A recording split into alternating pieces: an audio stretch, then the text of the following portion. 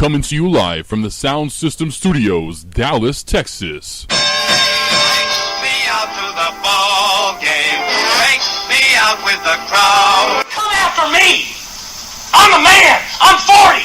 I don't care if I never get... Holy cow! Baby water! Baby water! You are now listening to On Deck with your host, Josh Smith.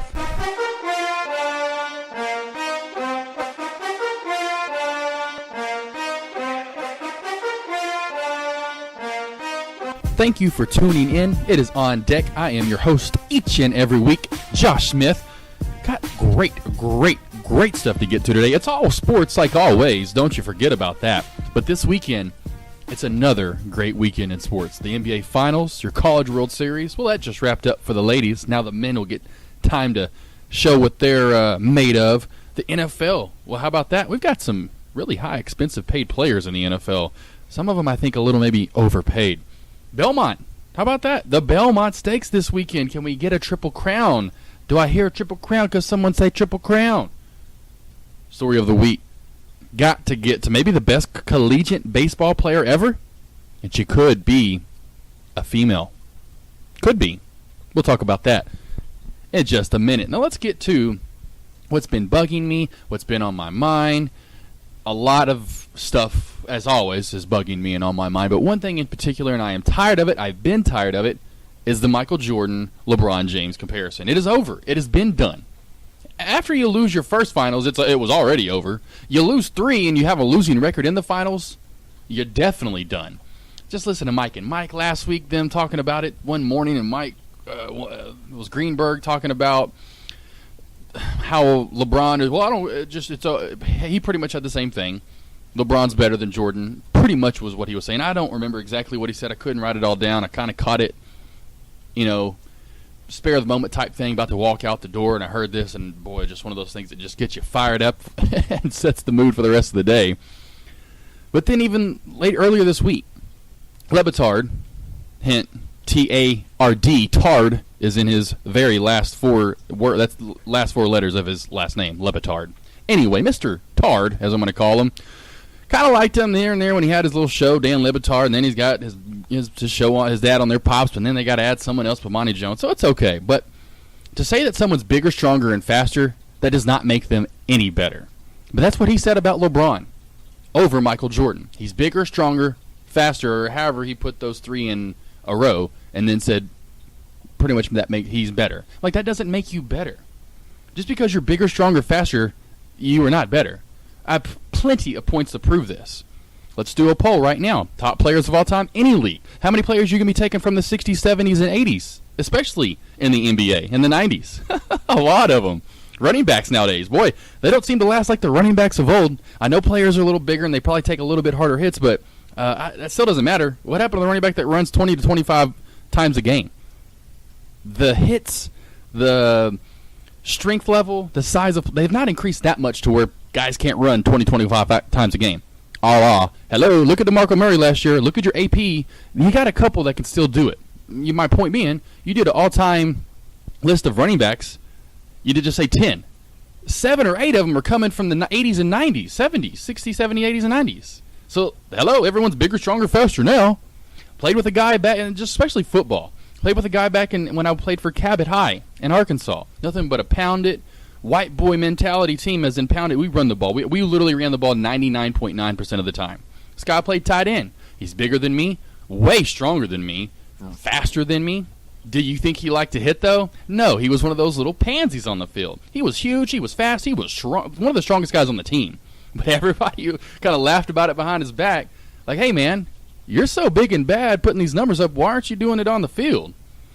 Bigger, stronger, faster does not mean anything, Dan LeBrick. And I'm sure you have whatever points to back it up. And please, I want to hear it. It doesn't matter. Let me show you some stats of why he's not even close to being Michael Jordan. All the way around. From a team player to individualistically, what he's done to the league, it's not even close. Let me get to some stats. And everyone was obviously on my side pretty much. On Twitter is where I saw that. LeBron, 2-3 in the finals. Already mentioned that. 2-3. He's lost 3 finals. I don't care. He's made 5 in a row. Michael Jordan would have made 8 in a row if he wouldn't have left to go play baseball.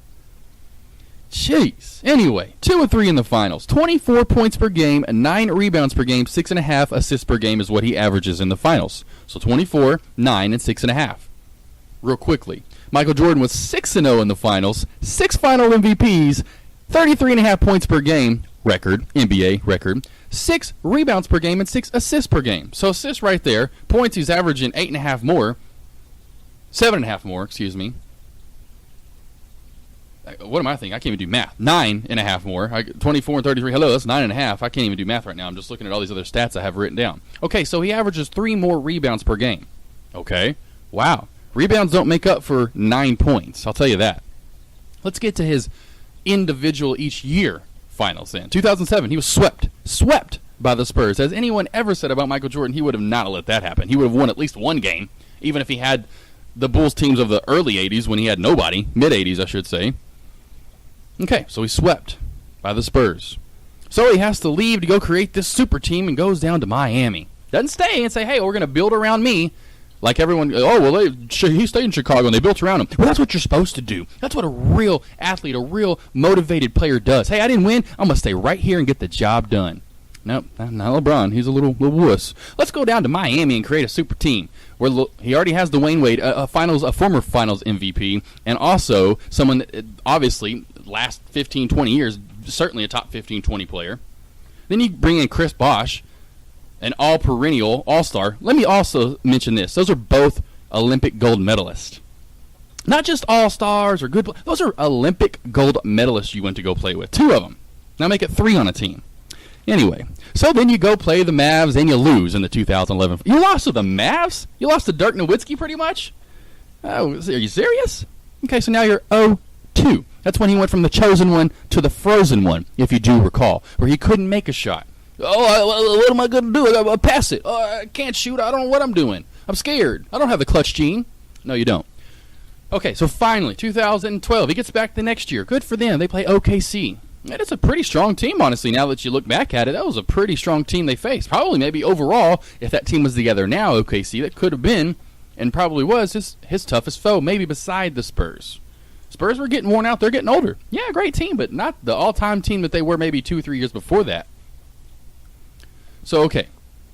You lose, you get swept by the Spurs in 2007. You lose 4-2 to the Mavs in 2011. 2012, you beat the Oklahoma City. You beat them 4-1. So now to 2013. In the finals against the Spurs, Game 6. Do you remember this? Because I do, and this was totally going to just destroy the legacy, and should have, as in not destroyed it, but you get my point, to where it would have been after that series, losing to the Spurs in 2013. It was done. No need to talk about it. Oh, but wait just one moment. Just let me tell you how this happened. If you do remember Game 6, 2 years ago, 2013 against the Spurs. 4 turnovers in the last 3 minutes from LeBron. 4 turnovers in the last 3 minutes. I think it was 2 in the final 30 seconds. He missed the three-pointer in the final seconds. He was the one that missed the 3 that would have sent it to overtime. Luckily, Chris Bosh, key factor there, huh? He gets a rebound, throws it out to another key contributor, Ray Allen, the best three-point shooter of all time, who sinks the 3 with nothing. I don't know if there was time on the left of the clock to send it to overtime, which eventually they did win. So the Spurs still had a chance, and they still had a chance in Game 7. But after losing that, you're up 3. Literally, you're up 3 with seconds to go. They miss a 3. One last shot from Ray Allen. If it doesn't go in, the series is over. They win. It's over. Spurs win. Well, they got lucky. Like I said, Ray Allen drains the 3. They go into overtime, take out the Spurs in Game 7, so they win. So he's won 2 in a row. Good job, LeBron. A little pat right there. That's what that was on the mic. Got back-to-back.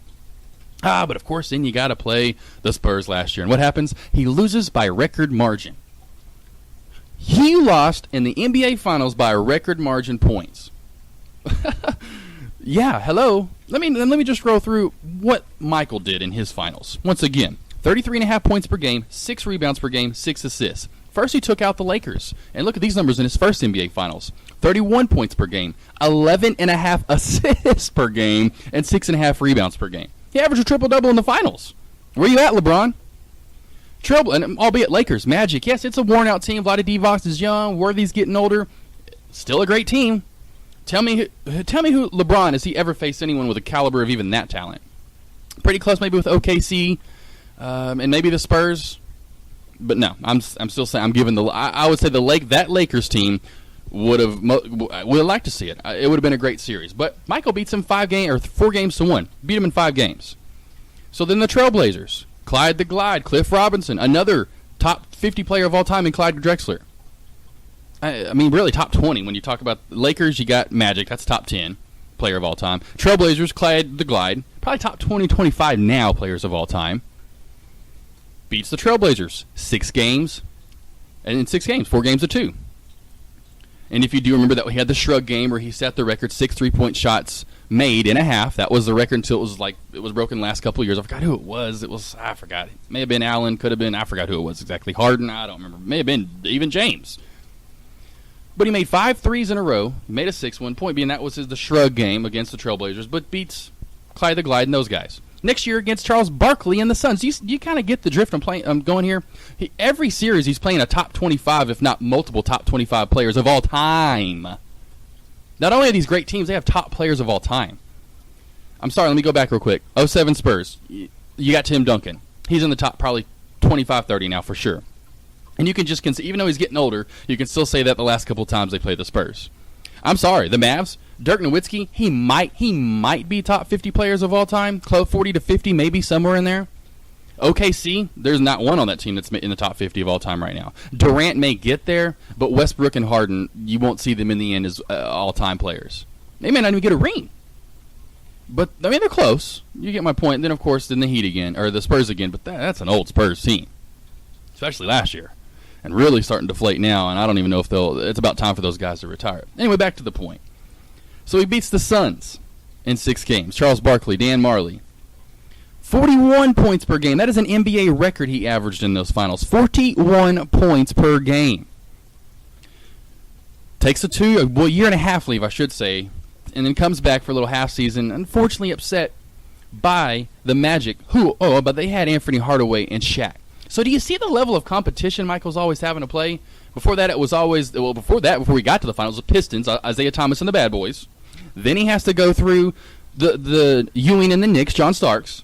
Then he's got to go through Reggie Miller and the Pacers. You get my point, who he's having to go through and beat to get to the finals. That's LeBron. The Hawks? Are you serious? I can laugh. This is a podcast. I'm not trying to be too serious here. You see it, but you get my point. You see what I'm trying to go with here. Let me get back to where I was. Suns, 41 points per game. Beat those guys. So it took a year and a half leave. Came back. Unfortunately got beat by the Magic. But the next year, what did he do? He said, hey, Shaq, you're done. And that's another thing. Name another player.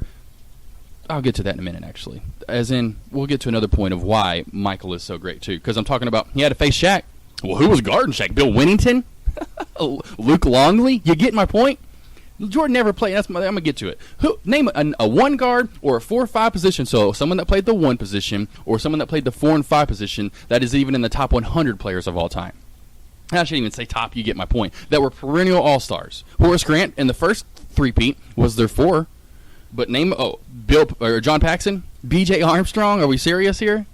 Then Steve Kerr eventually, and maybe Ron Harper. Okay, I can understand the second three-peat. Got Ron Harper maybe, but Dennis Rodman. That's not an offensive. That's a defensive threat and a rebounder, but no offensive help at all.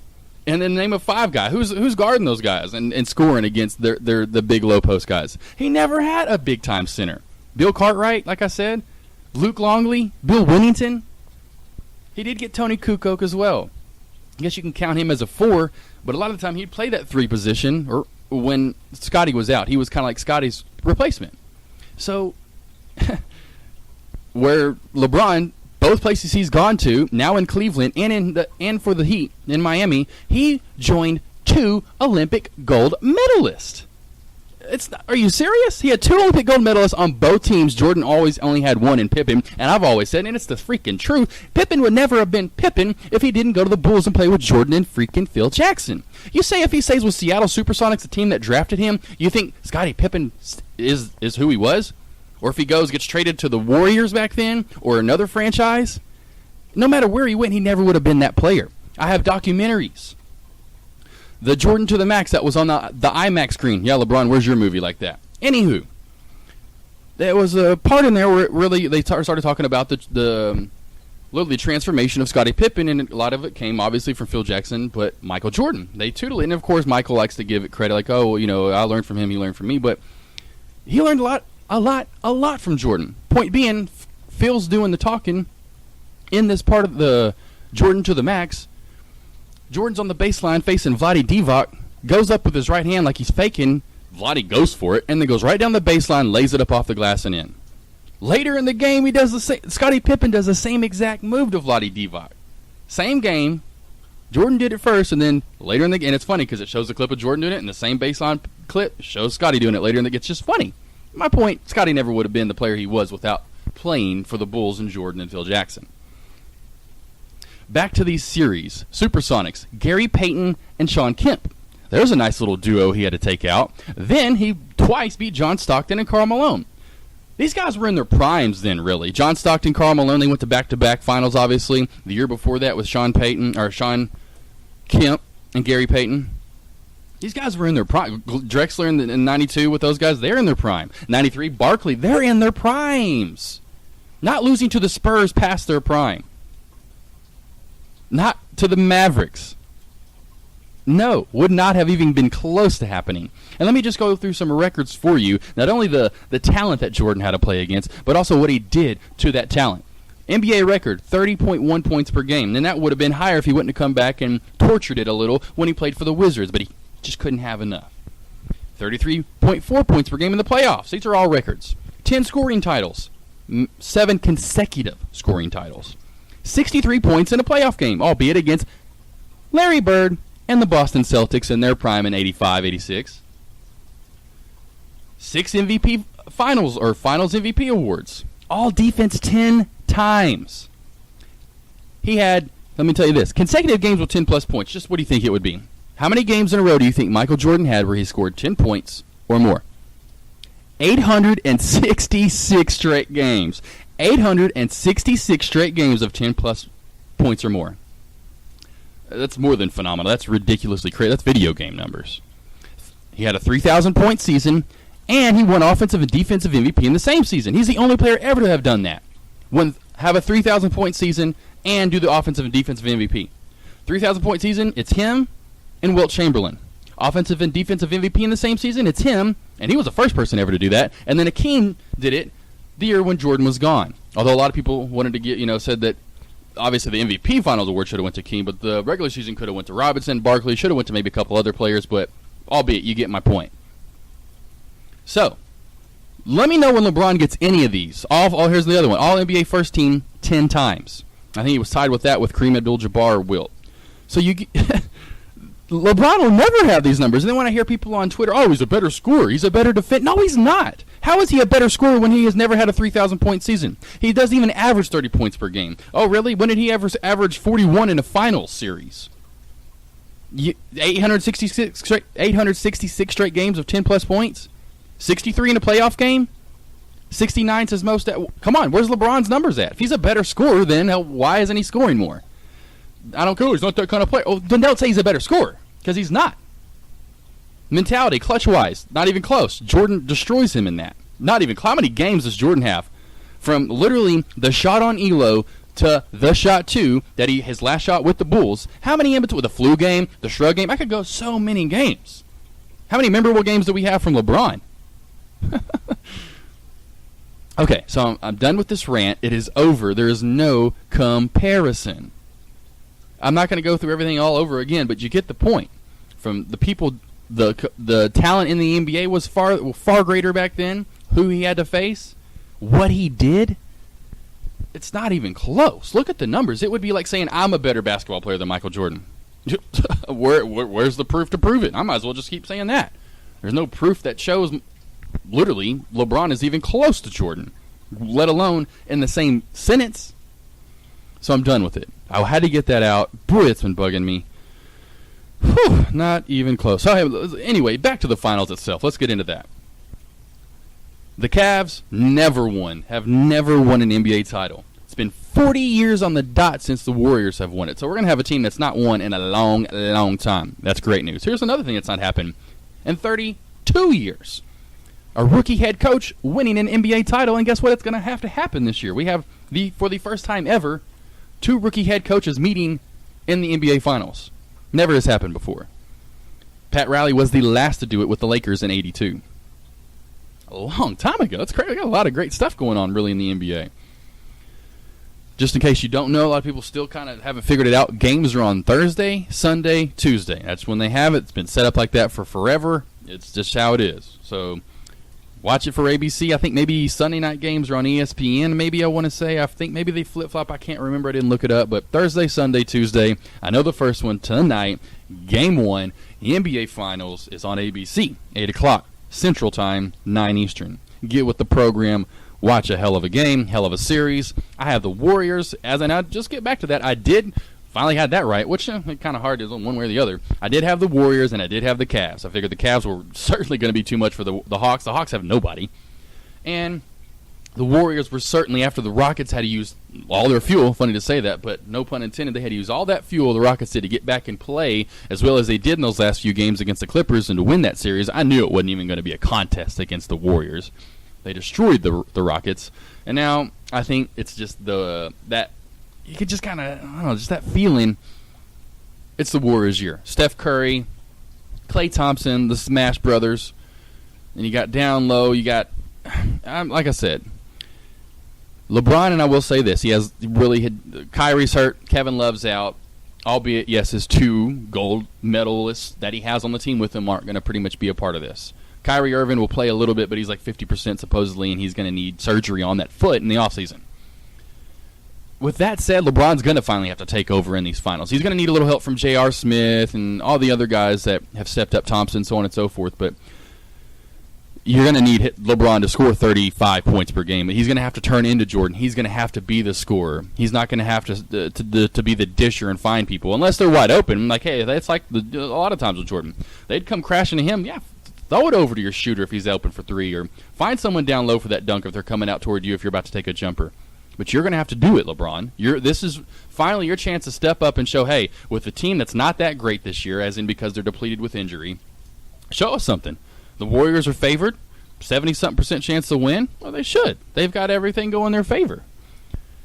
I'm like, once again, it's the Warriors' year. I just think it's their year, but we'll see what LeBron does. Maybe this will up his legacy a tad. It could certainly, I don't think it'll hurt it that worse unless he just doesn't show up at all and they just get swept or something. Don't see that happening. I have it in 6 games. You could easily go 7. I have it in 6 games. I think, and I could see some flip-flopping. One of them, as in the Warriors win tonight and the Cavs win in game 2 and on Sunday. I could see them flip-flopping home games and who wins on road and away. But I just have it going 6 games. Warriors taking control.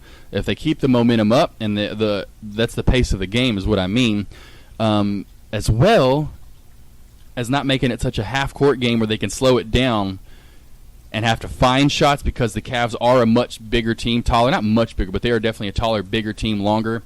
So if they make it a half-court game, a lot of these, there could be phases of the game that could be slowed down a little bit if the Cavs want to. That's what they're probably going to try to do. Now, if you do that, you're going to have a lot closer games.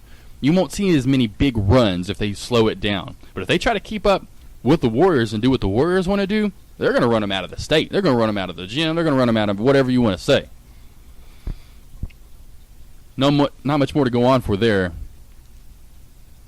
And as I called it, Warriors and 6. Now let's see if we get back to that next week and see if I am right. And Finals MVP, going to go to Steph Curry, just the way he's been playing. I'm call it out right now. How about the College World Series? That's on deck.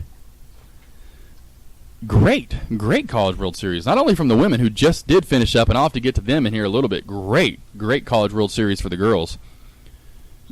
And the SEC, they're taking over. We like some football, obviously. We used to like basketball, and we're kind of like basketball still. We just pretty much say, hey, Kentucky, you're going to represent the SEC. We'll build it. We'll have a team or 2 here and there, but Kentucky, you can just take it all. You got track and field that we're dominant in. I say we're because I grew up in Arkansas, so I love the SEC. Of course, now even here in Dallas, we have Texas A&M. So football, track and field, and now baseball and softball we're starting to dominate. We have 5 out of the 16 teams in the Men's World Series. 5 of 16 is pretty darn good. Begin tomorrow with the double elimination Super Regionals. Arkansas gets to host one by default, which was cool. So look for that this weekend. Plenty of great baseball going on. I don't watch enough of these teams and these games, really. I watch as much as I could because they're always on the different channels. You got to watch half of them on ESPN3, as in most of the College World Series leading up to this, what I call Sweet 16, the Super Regionals this weekend, which all of those games will be televised, almost all of them in their entirety. It's hard to keep up with them, so predicting a winner right now is a little harder. Once we get into the actual championship series, I'll get more into that and make a prediction and really kind of look into these teams a little bit more.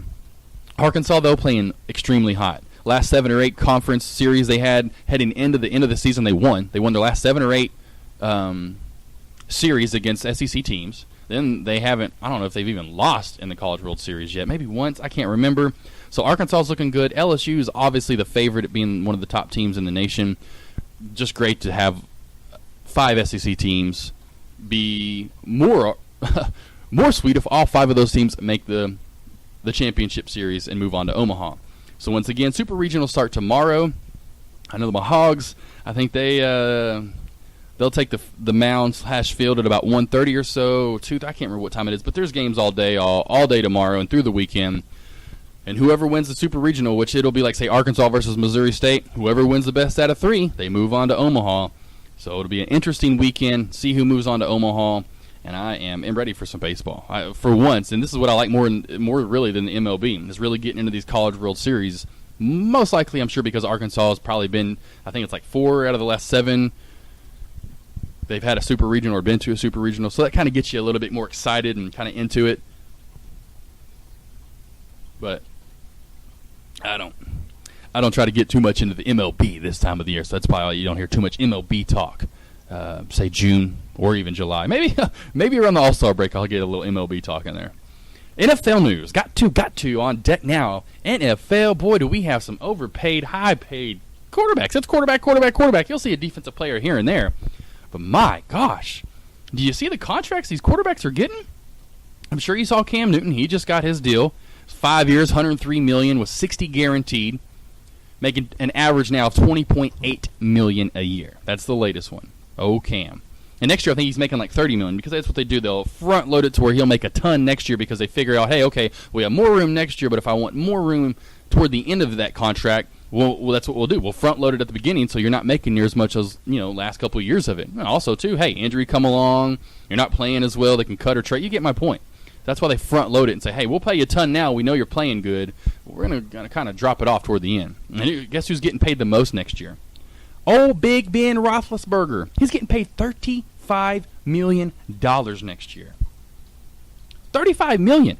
Ben and Cam Newton pretty much both have the record of making the most money in the first 3 years of their contract, which is like almost $70 million. Peyton did the same thing when he signed his last contract with the Colts. It was around that same number, and I think he may even still have the record. I think it was like he was going to make $70 million in his first 3 years. Guaranteed. So Big Ben going to make $35 next year. He signed a contract back in March, 4 years, $87.4 million, with $60 of that guaranteed. I think he had a signing bonus of like $30 million. It's like you sign that dotted line, you're going to get $30 million. Like, what? Aaron Rodgers, average-wise, will make the most over the next few years. Right now, he's averaged the most at $22 million. Big Ben is at $21.85. Aaron's right on 22 on the dot. 5 years, $110 million. He did sign not too long ago with 54 of that being guaranteed. Cam Newton, okay, Aaron Rodgers, worth it. Big Ben, just that kind of money. I'm like, God, do you need that money? Like when I say with Peyton Manning, what do you need $22 million for? Understand, hey, I got to be highest paid. I'm the quarterback. I'm franchise. You can't replace me. Try to find another one because if you don't, you're going to not be so good without me. Any of these teams, they're just that valuable to these franchises. Backups aren't nearly as good as Aaron Rodgers or Big Ben or Cam Newton. But to say they're worth $20 million is kind of outrageous. If I was an NFL player, and especially if I was making endorsements on the back end, even if it was only $2, $3, $4, $5 million, that there alone's enough. You could pay me 5 or 10. I'm like, hey, I want that dude on my left side. I want to hand it off to this dude, and I would love to throw to this guy, is what I would be saying. Like, hey, I'll take $5, $10 million a year. That's all I need. I don't need $20 million a year. I'm sorry, I don't. I know these guys think they do. Bogus. And then you'll hear the NFL experts on ESPN and so on and so forth say, oh, they deserve that much. This is what they're supposed to be paid. I'm like, no. Who says who? Says who? Matt Ryan, here's another one. He averages 20.75 a year. Matt Ryan, what has he done in one? Tell me, I'm waiting. I'm going to be waiting for a long time, at least until December of this coming season. And you can hopefully maybe by then he'll be 12-4. But even let's actually call that January of next year, because let's see some playoff wins and get to like at least a Super Bowl for once. Matt Ryan, Joe Flacco, okay, he's won the big games. $20 million a year, 20.1. He signed a 6-year, $120 million contract. Drew Brees, $20 million on the dot a year. He signed for a 5-year, $100 million. So you get Nick Ndamukong, his big contract. He's making $19 a year with the Dolphins. But then there's another Colin Kaepernick, $19 million a year. Colin Kaepernick is not even close to worth $19 million a year. Jay Cutler, 18.1. No, not even close. I'm sorry. No. Tony Romo, 18 on the dot. Okay, maybe we're getting to that 16 to 18 range where I think that's where they should be paid at most. Not anything over 20 plus. 20 plus to me would be Tom Brady, maybe Peyton Manning. You get my point. Someone who I understand any of these teams, like I said, your quarterback's pretty much irreplaceable. Alex Smith, though, $17 million a year. Alex Smith's not even close. $10 million at most. $10 million at most. But, since they're the number one starting quarterback for a pretty good team, they're going to make pretty good money. And when I say pretty good, I mean ridiculous money. He's not worth 17 on the dot. Not even close. Peyton took a pay cut. He'll be around 17 this year. Now, J.J. Watt, I have no problem with him making 16.667. He should be making $20 million a year. You put those kind of numbers up, and you're that kind of a person on that side of the ball, you're worth it. But it's like this. Carson Palmer, 16.5. Carson Palmer? What has he done? He's decent, but, man, 16.5? Alex Smith, 17? I'm not even going to keep going, but you can easily look this up, many different sites. But these contracts are given out are ridiculous. Ridiculousness. I almost can't even take it anymore. I'm just like, where's my money? Why don't you start giving some of these fans like a cent or something? Jeez. On deck, Triple Crown alert. Belmont Stakes this weekend. We're going to be watching. It's Saturday. There won't be much on. Maybe some college baseball, but not too much going on this Saturday afternoon. NBA Finals. Game 2 won't be till Sunday, so you can't say, well, I got that somewhere. No. We got to pay attention to this. This could be history. Could not be. Kind of been a tease lately. Forgot how many of the last however many years. I forgot to write that number down. But we've had a lot of chances at the Triple Crown. A lot of horses over the past 10, 15 years win the first 2 legs. Can't come up with that last one. From Smarty Jones, Big Brown, California Chrome last year. Now we've got another one. Can American Pharaoh. And all these names are kind of cool. I like them all. But American Pharaoh, can he be the next one? I like it. I like him and his chances. Although, here's the thing. Can he stay undefeated? This is the longest track he's going to have to face. Longer than the last 2. I think it's like a quarter mile longer. That's a long way for a run. And now he's going to have to face fresh new horses that, A, either didn't run in the last race or hasn't run in either race. So you're facing fresh horses. And your horse, well, yeah, it's been 3 weeks since the last race, but still, you're going to have horses that haven't raced at all. And how about this cute little story? Victor Espinoza. That would be the jockey. Could become the first Latino jockey ever. Crazy to think, because that's about all there are anymore. But he could become the first Latino jockey to win the Triple Crown.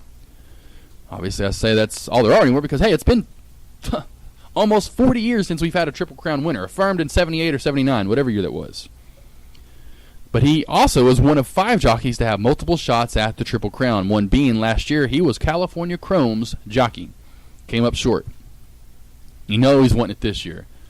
It's like going back-to-back titles. Hey, I didn't win it last year, but boy, this has got to be the year. But one of 5 jockeys to have multiple shots at winning the Triple Crown, that's pretty cool. So great race this weekend. Odds-on favorite, of course, American Pharaoh, although there's some speculation why he may not should be. Being the fresh horses, it's a little bit longer. Other horses maybe run that last quarter, half mile a little bit faster and stronger. I got him winning it. I haven't done this much. Last year I watched a little bit of the California Chrome, but this is the year. This is the year. I'm telling you right now, I'm good at these predictions. I know. I have these little feelings, these little niches, main thing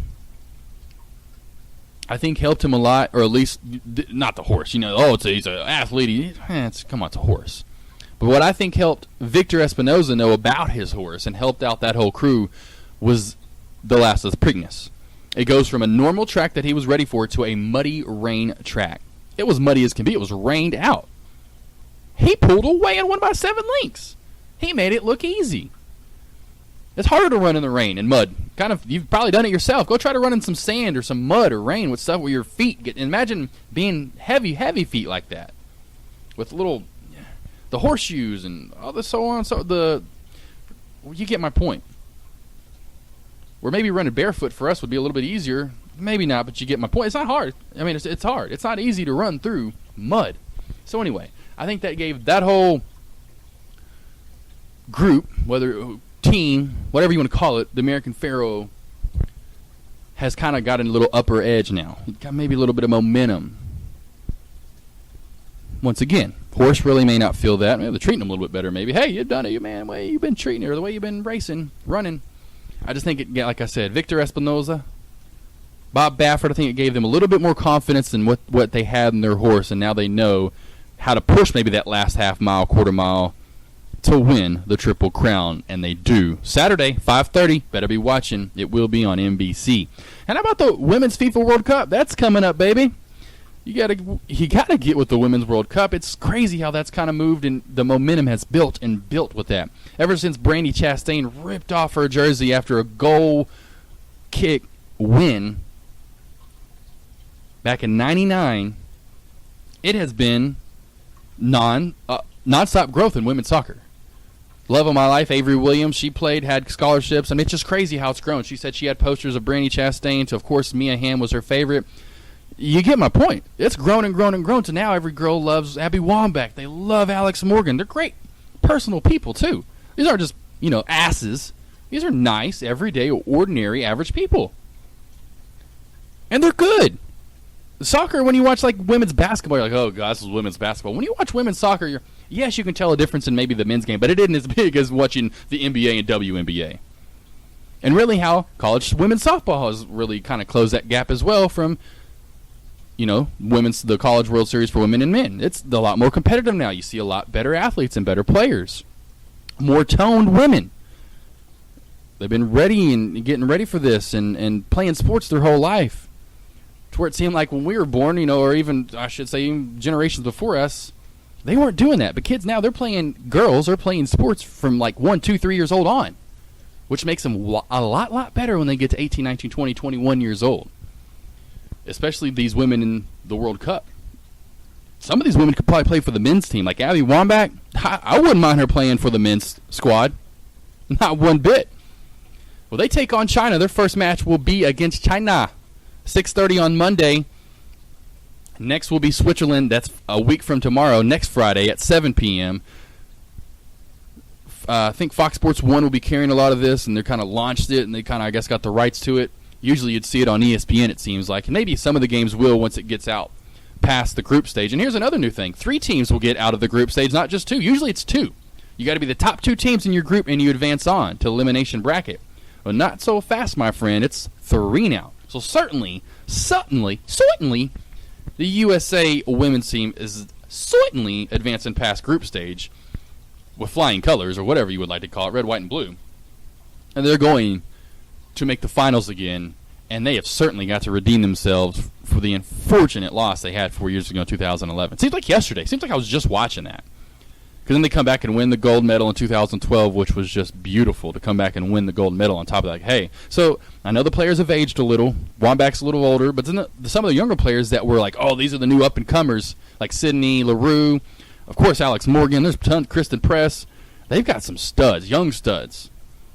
I think a lot of these matches, it won't even be close once they're playing full strength. Unfortunately, my favorite, I think she's gorgeous. Alex Morgan is not 100%. If she was 100% in the speed she has, it's over. I don't think any of these games are even that close. I think maybe a little bit, you know what I'm saying. Of course, a 2-1 game's close. But for the most part, they'd dominate in possession. They'd have more shots on goal. Regardless, my other prediction for the day, the USA will win the Women's FIFA World Cup. Now, it'll go on until July. We'll be talking about this for another month, actually, the Women's World Cup. I think the final is, I'm pretty sure it's in the first couple of days of July. Have to get back with you on that. Let's go, USA. USA. Next, on deck, the story of the week. Man, and they got me hooked a couple weeks ago watching the Women's College World Series, and especially this last week, watching the final with Florida and Michigan. these girls can play. Now, how about the best collegiate baseball player of all time? I'm talking baseball, whether it's softball or baseball, men's and women's, in the college ranks. Best ever. It's a woman. I won't lie. Her name's Lauren Hager. She has been so dominant over the past 2 years, it's not even funny. It's crazy. Here's some video game type numbers that no one has ever done on the men's side or the women's side in college baseball. 70 career wins. She's a pitcher and a hitter. 70 career wins as a pitcher, 70 home runs as a hitter. Let me get that back to you again. 70 career wins as a pitcher, 70 home runs. Her career ERA is 2.23. Her career batting average is 322. So out of every 3 balls she sees coming her way, she hits. And, well, get my point. 2.23 runs a game is not so bad. That's pretty good. This year alone, she was 32-1. 32-1 this year. ERA was 1.23. Funny to go 1.23, but that was her ERA, 1.23. 208 Ks. She had a batting average about like her career. It was 333 actually this year, so it was at 1 out of every 3 pitches she hit, or I should say 1 out of 3. You get what I'm saying. 18 home runs this year, 76 RBIs. So out of every 3 at bats, she's getting a hit. I don't remember how many games they played this year, but pretty much out of almost every other game, she's getting a home run. And she had 67 RBIs, so she's having like 2 or 3, almost 2 a game or so. Phenomenal. That's not even close. Name me and I tried to go look it up, and there were a couple men that were close, but that was it. She's up there playing with the big boys. With 70 career wins and 70 home runs, you don't really see people go back and forth on both sides of the plate like that, play offense and defense that well. You see it every once in a while, and you still do see it in college, not as much as you used to. You definitely see it in high school, where and he's your bad A player. He's the man, but he'll be your pitcher, your ace, your starter, but he's also pretty much your number 3 or 4 in the batting hole, in the lineup, and that's what she was. She batted cleanup, and she was their ace. That is hardly ever said. It's like Babe Ruth type stuff. So give it up to Lauren Hager and the Florida Gators softball team. Congratulations, girl. Great year. Back-to-back championships. Can't get much better than that. Y'all had a great season. Hats off to you. And this is On Deck. I'm your host, Josh Smith, and I've got to go get up to the station. Got some great news I'll be breaking to you next week about new employment. ESPN could be in the picture for me. I love that. But get back to me. Let me know if you want to hear some new things, what you want to hear. I get some emails I've been kind of feeding back to if you want to find some stuff out. Secondly, next week, got to touch up, certainly, on the NBA Finals. Let you know how that's going, where I see it going after the first couple of games. College World Series. Hopefully my Hoggies can pull out a couple of wins this weekend, make it to the Super Regional, World Cup, Belmont. I'll let you know. Obviously, I'm sure you'll know if American Pharoah wins or not. We'll probably touch on that a little bit. Anything else that comes along, it'll be coming your way. Once again, On Deck, I'm Josh Smith. Have a great weekend, everyone, and I'll talk to you all next week.